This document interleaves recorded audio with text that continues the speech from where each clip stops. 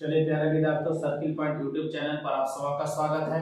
10 के डोज में एक बार फिर से 10 शानदार प्रश्नों के रिवीजन के साथ आपके सामने मैं उपस्थित हूं।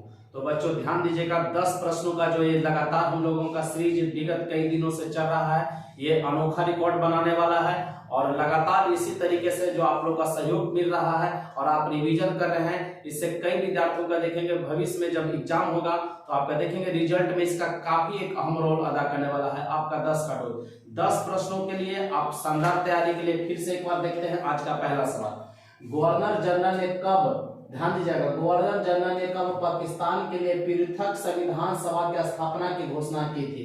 कब संविधान सभा की स्थापना की घोषणा की थी? तो 26 जुलाई 1947। 26 जुलाई 1947, ध्यान दीजिएगा, 26 जुलाई 1947 गवर्नर जनरल ने कब पाकिस्तान के लिए पृथक संविधान सभा की घोषणा की थी?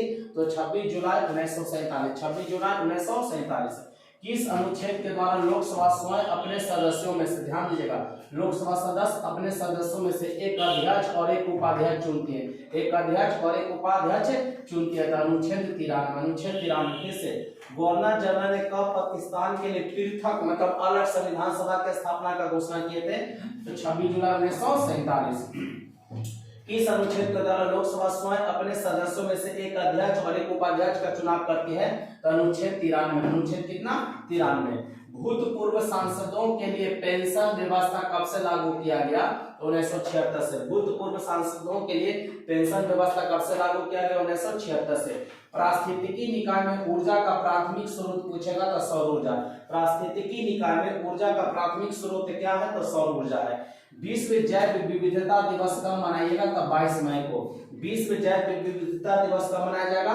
22 मई को। फिर से, गवर्नर जनरल ने कब पाकिस्तान के लिए अलग संविधान सभा की स्थापना की घोषणा की थी? तो 26 जुलाई 1947 से। किस अनुच्छेद के द्वारा लोकसभा स्वयं अपने सदस्यों में से एक अध्यक्ष और एक उपाध्यक्ष चुनेगा? तो अनुच्छेद 93। भूतपूर्व सांसदों के लिए पेंशन व्यवस्था कब से लागू किया गया? तो 1976 से। पारिस्थितिकी निकाय में ऊर्जा का प्राथमिक स्रोत पूछेगा कौन? तो सौर ऊर्जा। विश्व जैव विविधता दिवस कब मनाया जाएगा? तो 22 मई को। बुक्सा बाघ आरक्षित क्षेत्र, बुक्सा बाघ आरक्षित क्षेत्र किस राज्य में है? तो पश्चिम बंगाल में, याद रखेंगे। बुक्सा बाघ आरक्षित क्षेत्र किस राज्य में होगा? पश्चिम बंगाल में। जुगाली करने वाली पशुओं से किस ग्रीन हाउस गैस का उत्पादन होता है? तो मीथेन। जुगाली करने वाली पशुओं से किस ग्रीन हाउस गैस का उत्पादन होता है? तो मीथेन। धान के खेत से भी पूछेगा क्या उत्पादन होगा?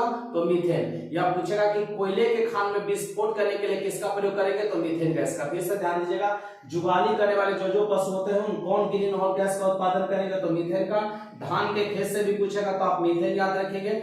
और उसके बाद आपसे पूछते कि कोयला के खान में विस्फोट करने के लिए किस गैस का प्रयोग करेंगे? तो मीथेन का। करीबा बांध पूछेगा किस नदी पर? तो जाम्बेजी नदी पर। करीबा बांध किस नदी पर? जाम्बेजी नदी पर। शून्य आधारित बचत तकनीक किस देश का देन है? शून्य आधारित बचत तकनीक किस देश का देन है? तो अमेरिका का। किस देश का देन है? अमेरिका का। भारत में मुद्रास्फीति की सबसे प्रचलित माप कौन सी है? भारत में मुद्रास्फीति की सबसे प्रचलित माप पूछेगा तो थोक मूल्य सूचकांक। कौन हो जाएगा? थोक मूल्य सूचकांक। फिर से इसको एक बार देख लीजिएगा, बुक्सा बाघ आरक्षित क्षेत्र किस राज्य में? तो पश्चिम बंगाल में। जुगाली करने वाले पशुओं से किस ग्रीन हाउस गैस का उत्पादन होगा? तो मीथेन का। करीबा बांध पूछे तो जाम्बेजी नदी। शून्य आधारित बजट पूछेगा तो अमेरिका का देन है, ठीक है ना।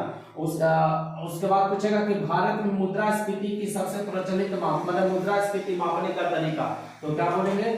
थोक मूल्य सूचकांक। थोक मूल्य सूचकांक। तो बच्चों ध्यान दीजिएगा, आज के लिए 10 प्रश्नों का रिवीजन यहीं तक, और आप ऐसे ही 10-10 प्रश्नों का प्रतिदिन रिवीजन करते हैं तो आप ध्यान दीजिएगा 30 गुने 10 300 प्रश्न एक महीना में, जो आपको काफी बेहतर होगा। तो मिलते हैं कल के वीडियो में, तब तक के लिए जय हिंद जय भारत।